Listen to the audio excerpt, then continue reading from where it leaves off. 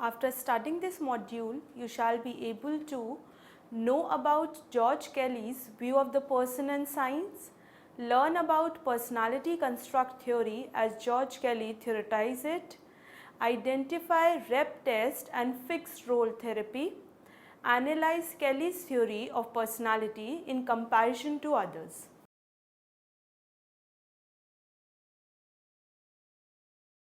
George Kelly's personal construct theory, like the theories of Freud and Rogers, was developed mostly out of contact with clients in therapy.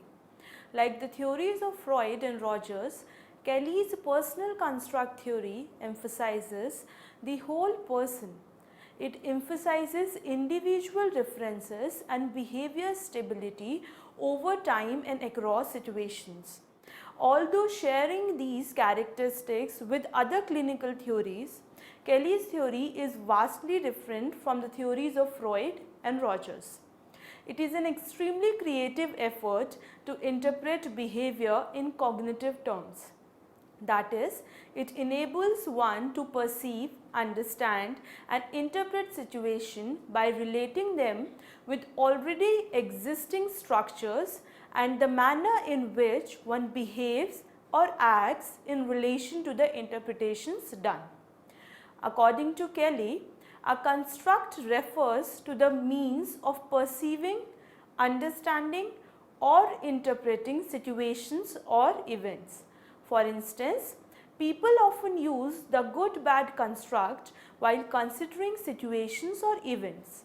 The personal construct system of a person constitutes the constructs of means of interpreting situations or events and the relation between these constructs. The personality theory of George A. Kelly. Structure. Kelly's key structural concept for the person as a scientist is that of the construct. A construct refers to the means of perceiving, understanding or interpreting situations.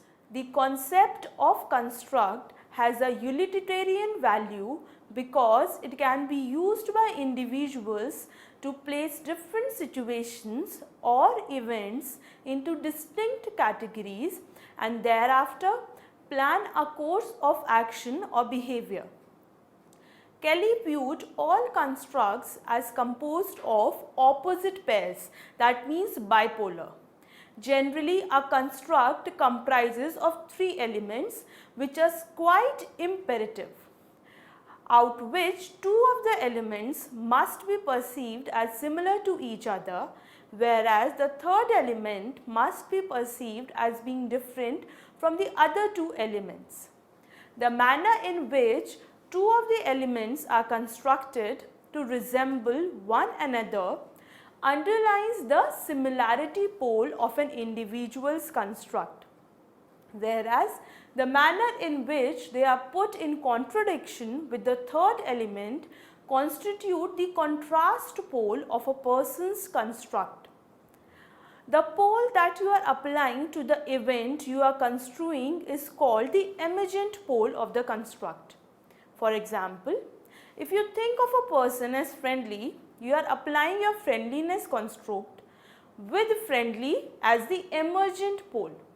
The end of the construct that is not being actively applied to the event being construed is the implicit pole. It is completely meaningless to think of someone as friendly unless you have an implicit recognition that is possible for people to be unfriendly. Kelly believed that constructs are also dichotomous.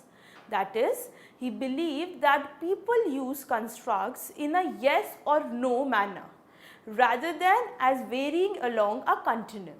Types of constructs.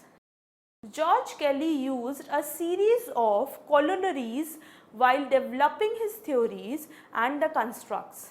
These corollaries can be categorized into those concerned with the personal knowledge structure, process of construing and the social embeddedness of an individual's effort at construing. Kelly's basic or fundamental postulate is that A person's processes are psychologically channelized by the ways in which he anticipates events. He followed this with 11 corollaries. First, the construction corollary. We conservatively construct anticipation based on past experiences. Second, the experience corollary. When things do not happen as expected, we change our constructs, that is reconstructing. This changes our future expectations. Third, the dichotomy corollary. We store experience as constructs and then look at the world through them. Fourth, the organizational corollary. Constructs are connected to one another in hierarchies and network of relationships. These relationships may be loose or tight. Fifth, the range corollary. Constructs are useful only in limited range of situations. Some ranges are broad, whilst other ranges are narrow. Sixth, the modulation corollary. Some construct ranges can be modulated to accommodate new ideas. Others are impermeable. Seventh, the choice corollary.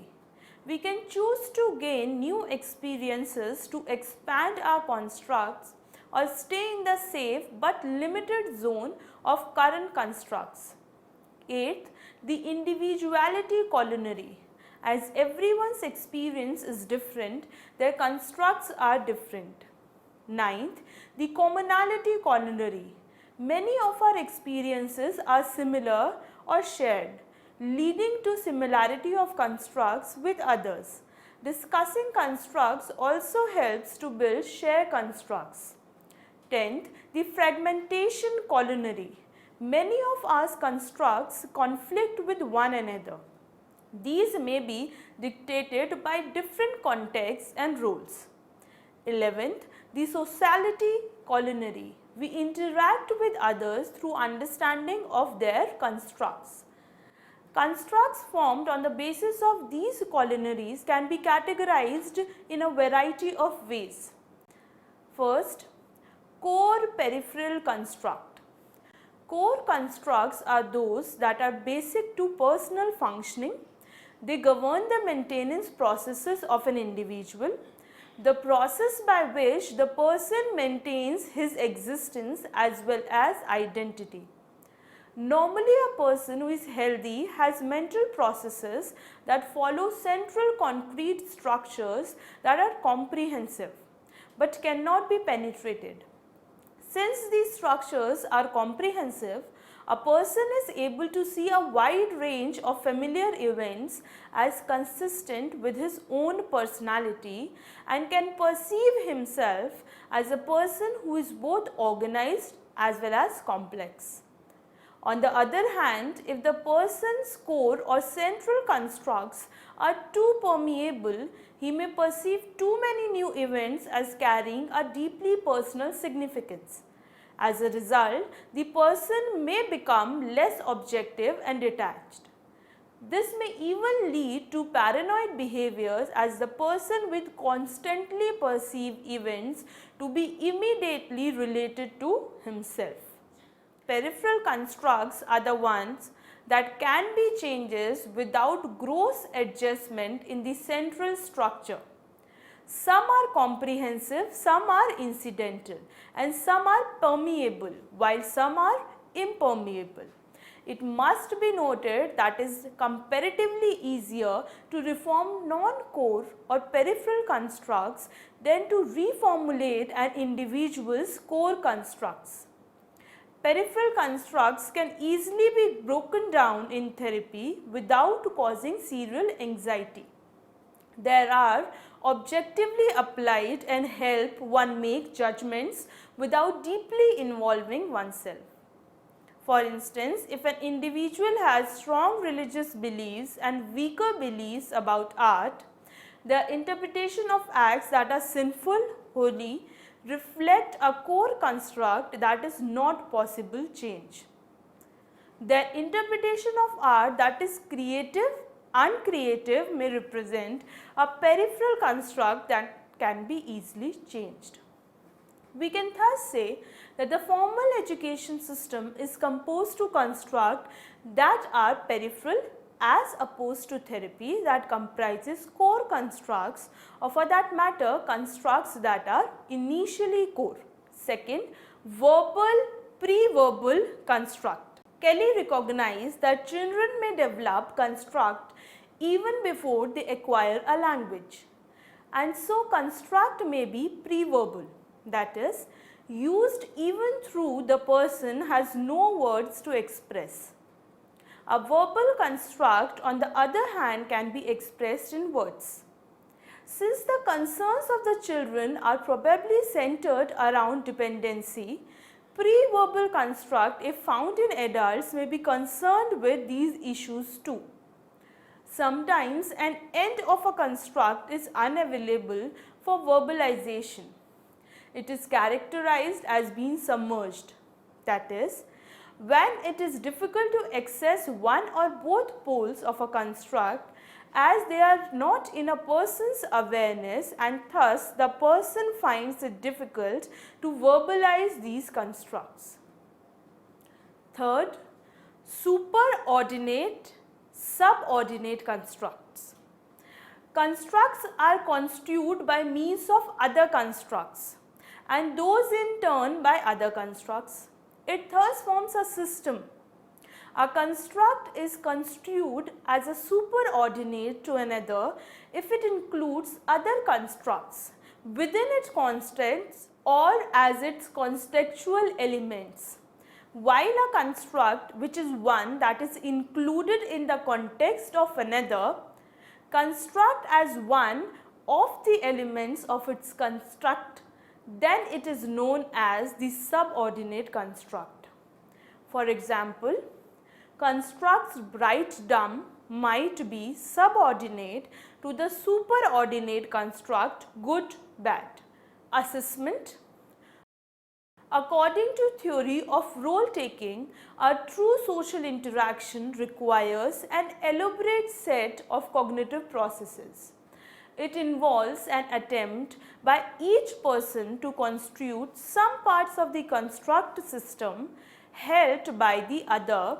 To interact meaningfully with someone else requires that you try to understand and anticipate how that person understands and anticipates reality. This is what Kelly meant by role taking with respect to one another. Role construct repertory test, that is also called rep test. In order to gain an accurate view of another person's system of constructs, instead of using tests that has been developed by others in relation to different theoretical systems, Kelly developed his own assessment technique, the role construct repertory test, that is rep test.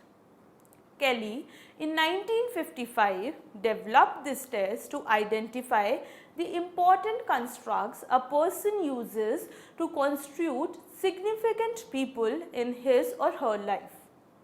More importantly, the rep test was originally devised as a diagnostic instrument to assess the therapist in understanding a client's construct system and the way the client uses it to structure his or her own personal and material environment. The rep test involves the use of a grid printed on the paper. In this grid, significant persons in one's life are listed at the heads of the columns, and the rows are used to specify a set of comparisons and construals to be made. The participant begins the test by reading a definition for each role that is being used and deciding who in your life best fits the description. Then the participant writes the name of the person on the grid next to the name label, not using any personal name twice. Subsequently, the participant is asked to think of an important characteristics that makes two of those three people similar to one another and different from the third person. The participant repeats the whole process row by row. As the participants grows through the rows, starting with different groupings of three people each time, a list of constructs is generated. The result of this comparison reveals something about the feelings of the participants towards themselves and also what aspect of theirs comes easily to mind. Fixed role therapy. Kelly believed that the best way to facilitate evolution of the construct system is to induce the person to change his or her overt behavior. This change in turn will force the person to generate unusual constructs of the events that result. The procedure that Kelly developed for doing this is called fixed role therapy. In this procedure, the client is asked to enact the role of hypothetical person, typically one carefully constructed to have certain characteristics that the client perceives as lacking in him or herself. The therapeutic process begins with an assessment in which the client completes a variety of instruments, including a self-characterization sketch or a self-description. On the basis of this, the therapist develops a role for the client to enact. The use of a composite role has several benefits, including familiar characteristics helps to make the role easier to adopt because it keeps the role from being entirely alien. Similarly, the fact that pre-existing positive qualities are built into it helps to create a sense of confidence in your abilities to enact the role and strengthens the use of constructs that contribute to those positive qualities. Both the rep test and the fixed role therapy have great clinical application in both psychopathology and change. To guard against anxiety and threat, people employ protective measures such as submerge one or both poles of a construct, much like repression. Also, via fixed role therapy, the constructs are eliminated, created or modified from permeable to impermeable, loose to tight. The construct system hence is reorganized and it is possibly to expand or dilate construct in order to accommodate new ideas, or they can be constricted to be more specific. All theories have limitation, however, and George A. Kelly articulated a provocative and distinctive perspective on personality. No one has provided us with more insight into the processes whereby individuals construct the world to which they respond. The theory may have limited range of convenience, but it offers considerable utility within that range. Individuals are distinctive because their particular ways of understanding social and physical reality lead them to distinctive expectations about the consequences of their actions. Evaluative comments, criticism.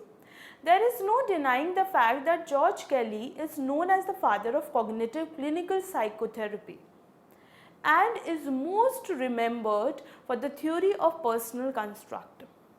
However, following the trajectory of any scientific discipline, Kelly's theory too has met with legitimate criticism from different spheres. For one, the theory has been criticized for being too intellectual, as is more or less evident from Kelly's uses of new terms, metaphors and images altogether. Moreover, Kelly has distanced his theory from other preceding and contemporary theories so much so that it led to the alienation from the mainstream.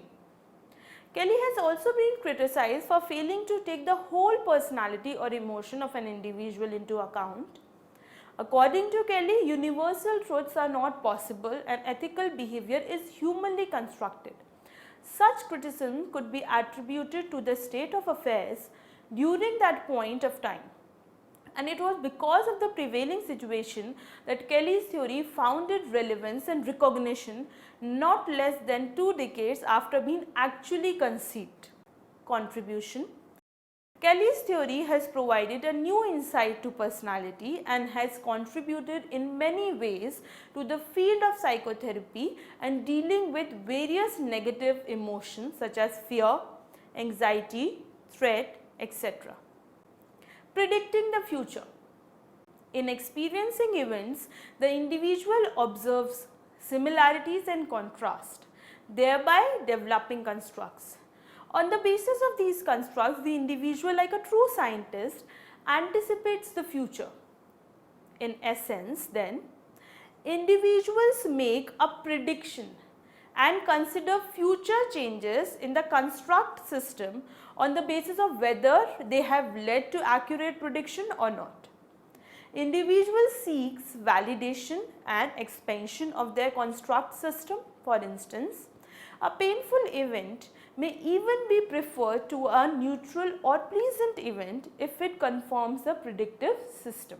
Anxiety, fear and threat. Anxiety refers to the realization that the situation which one faces lie outside the frame of convenience of one's construct system. Individuals use several ways to protect themselves from anxiety. Individuals can expand their construct and allow them to apply to wide range of events, or they may constrict them in order to focus on smaller details. As opposed to anxiety, individuals experience when a new construct threatens to enter the personal construct system. Here what is significant is the experience of threat, awareness of unavoidable changes that are limited in one's core structures. The consequent reaction to threat is a tendency to give up the adventure and to regress to old and past constructs in order to avoid panic. The dynamics of functioning can now be seen to involve the interplay of individual desire to dilect the construct system and the wish to avoid the threats that proposes to disturb the construct system. Assessment and therapy. Kelly's biggest contribution was in the area of assessment and therapy. His rep test and fixed role therapy were an entirely new approach, as his theory was blend of both psychodynamic and the cognitive school of thought. Kelly's personal construct theory places a strong emphasis on emotional experiences which are understood as signals of impending transitions in one's fundamental constructs for anticipating the world. It concentrates on the need to understand the perspective of the client during the process of therapy, the onus of which rests on the therapist. However, it should be stressed upon that the therapist does not seek to alter the outlook of the client by making them think in a more rational and objective manner. The therapist aims to help the client in seeking coherence in the ways he or she constructs experiences and facilitates the process of modification of these constructs if required. The therapist makes use of several strategies that prompt the client to reflect upon herself or himself. The therapist may use laddering technique to assist the client explain the core or the central constructs, or several exercises that require narration, such as self-characterization methods. Although the personal construct theory was initially labeled as a constructivist theory for clinical setup, it has evolved as a tradition that still is followed by a large number of researchers, scholars and practitioners from a spectrum of disciplines. Summary: George Kelly viewed the person as a scientist who tries to control and predict behavior. He followed his philosophy or constructive alternatism and believed that there is no objective reality. Kelly hence on the philosophy came up with 11 corollaries following which one constructs. That is, the means of perceiving, understanding or interpreting situations. Constructs depend from individual to individual. Constructs are bipolar, consisting of a similarity and contrast pole. The pole which is currently being applied to an event is referred to as the emergent pole, while the one not in use is known as the implicit pole. Constructs can be categorized in a variety of ways such as core peripheral constructs, verbal pre-verbal constructs and superordinate subordinate constructs. Kelly further explained the processes of these constructs in our daily life in terms of predicting the future, dealing with stress, anxiety and threat and growth and development. For the purpose of assessment, Kelly created the REP test and the fixed role therapy. These have wide clinical applications. Kelly's personal construct theory hence is a very valuable cognitive theory and has articulated a proactive and distinctive perspective on personality.